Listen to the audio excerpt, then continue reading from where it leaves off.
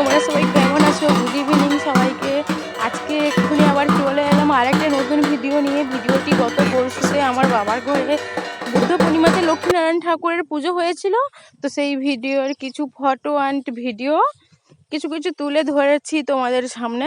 দেখতেই পাচ্ছ সবাই ঘটোত্তোলন হচ্ছে পুজো হওয়ার জন্য। দেখো ঘটোত্তোলনের কিছু ফটো ভিডিও সবই রয়েছে এই ভিডিওটিতে। আর এখন লক্ষ্মী ঠাকুর আর নারায়ণ ঠাকুরের পুজো পাঠ হলো, তারপরে সন্ধ্যাতে আরতি হয়েছিল।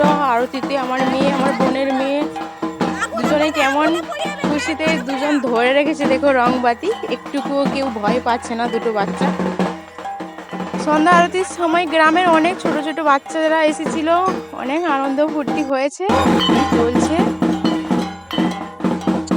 পুজো ভালোই কাটলো। অন্যান্য বছর যেরকমই মেঘ বৃষ্টি হয়ে থাকে সে এরকম আর এবছর হলো না, ভালোভাবে মোটামুটি পুজো কেটেছে। তোমাদের বাড়িতে কারোর বাড়িতে কি বুদ্ধ পূর্ণিমার দিনে নরসিংহ চতুর্দশী বলে একদিনও থাকে বুদ্ধ পূর্ণিমার আগের দিন, সেদিনে কারোর বাড়িতে কি পুজো পাঠ হয় নাকি? অবশ্যই কমেন্ট করে জানাও।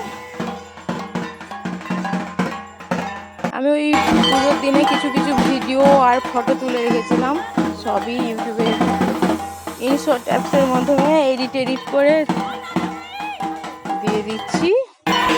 দেখতেই পাচ্ছ আরতি হচ্ছে।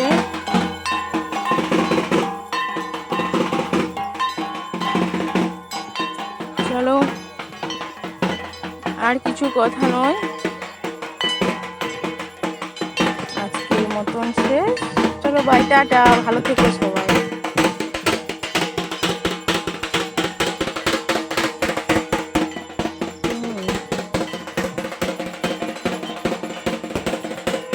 সন্ধ্যা আরতি অনেকক্ষণ ধরে হচ্ছিল বাড়িতে।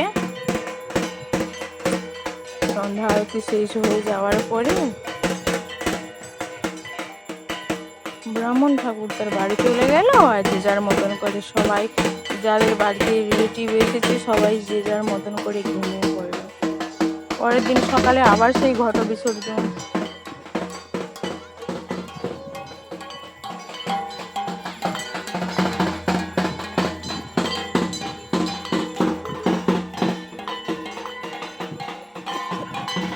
আজকে চ্যানেলে একটা ভিডিও পোস্ট করেছিলাম, আমি কি করে ব্লগ ভিডিও বানাই কি করে তাও এসব কিছু জানি না, তাও আমি পোস্ট করছি, শেয়ার করছি সবার সঙ্গে।